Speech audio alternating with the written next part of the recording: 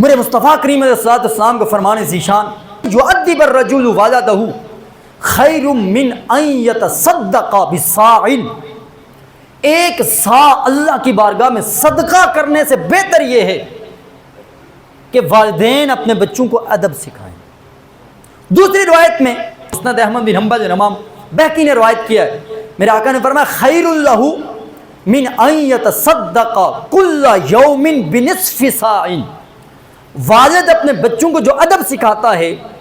اس کے برعکس اگر ہر روز اللہ کی بارگاہ میں نصف صاع صدقہ کرتا رہے، نصف صاع صدقہ کرنے سے بہتر یہ ہے کہ اللہ رب العزت نے جو اسے یہ صلاحیت دی ہے وہ اپنے بچوں کو ادب سکھائے۔ بچوں کو، اولاد کو ادب سکھانا ہر روز اللہ کی بارگاہ میں صدقہ کرنے سے بہتر ہے۔ صدقہ یہ اتنی بڑی نعمت ہے، وہ ایک روایت جس میں نا ایک صحابی نے اپنے والد کی وصال کے بعد پورا باغ صدقہ کیا، تو میرے آقا نے اس باغ میں جب آقا کو لے کر گیا تو میرے آقا کریم علیہ السلام سب سے کمزور کھجور اٹھائی،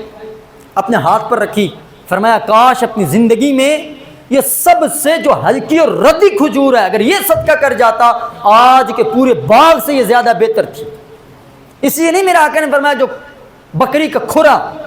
جب ہم پائے نکالتے ہیں نا اس کے اوپر سے کھری اتار کے پھینک دیتے ہیں، میرے آقا نے فرمایا اگر یا بکری کا وہ کھر جسے ہم پھینکتے ہیں وہ بھی اللہ کی بارگاہ میں صدقہ کرے گا، اللہ رب العزت اس کو بھی ضائع نہیں فرماتا ہے، اجر و ثواب عطا فرماتا ہے۔ تو میرے آقا کیا فرماتے ہیں؟ اپنی اولاد کو ادب سکھانا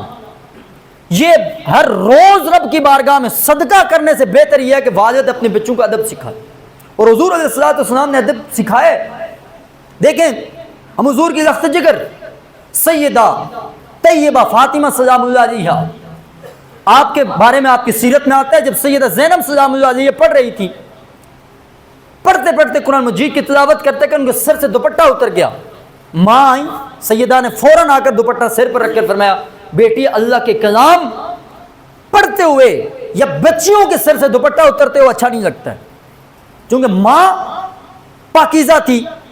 اتنی پاک دامنہ جن کی طہارت کے اعلان رب نے فرمایا۔ حضرت عمر بن ابی سلمہ فرماتے ہیں کہ میں حضور علیہ السلام کے ساتھ کھانا کھا رہا تھا تو میرا ہاتھ برتن میں کبھی ادھر جاتا کبھی ادھر جاتا، حضور علیہ السلام جب دیکھے فرمایا ادنو بنیا، اور لڑکے میرے قریب آ، فسم اللہ کا نام لے،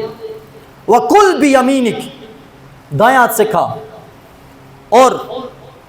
کل مما یلی کا جو کچھ تیرے سامنے ہے اپنے برتن میں وہاں سے کھا۔ اس حدیث مبارکہ میں میرے آقا نے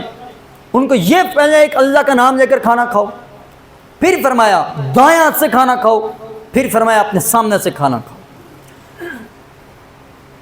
پہلی جو چیز ایک اگر بچہ ماں باپ کو اگر کھانا کھانے کا طریقہ آتا ہو نا تو یقینی بات ہے اولاد کو بھی آتا ہوگا۔ سب سے زیادہ بچے ماں باپ سے سیکھتے، والدین خود اگر دائیں ہاتھ سے کھانے کی عادت بنائیں تو بیٹا دائیں ہاتھ سے ہی کھائے گا۔ آقا کی حدیث مبارکہ کا مفہوم میرے آقا نے فرمایا دائیں ہاتھ سے کھاؤ، بائیں ہاتھ سے شیطان کھاتا ہے، منع فرمایا ہے، اور حضور علیہ السلام کا ہر نیک عمل دائیں طرف سے ہوتا تھا۔ اب اگر جس گھر میں بچہ ہو جب وہ بولنے کے قابل ہو، میرے آقا کریم علیہ السلام نے فرمایا افتحوا صبیانکم علی صبیانکم بکلمۃ لا الہ الا اللہ، پہلا کلمہ بچوں کو لا الہ الا اللہ سکھاؤ۔ ہم کیا سکھاتے ہیں؟ ABCD، سنڈے منڈے ٹیوزڈے یہ سکھاتے ہیں، 1 2 3 4 سکھاتے ہیں۔ جب ماں باپ بیٹھ کر بچوں کے سامنے لا الہ الا اللہ کے 10 منٹ ورد کریں گے، بچوں کی زبان پہ بے ساختہ لا الہ الا اللہ جاری ہو جائے گی۔ جب ماں بچوں کے سامنے کلمہ طیبہ کا ورد کرے گی اس کو گود میں اٹھا کر، تو بچوں کی زبان پر کلمہ طیبہ جاری ہو جائے گا۔ ماں باپ جب آپس میں لڑیں گے گالیاں دیں گے تو بچہ سنے گا تو گالیاں دے گا۔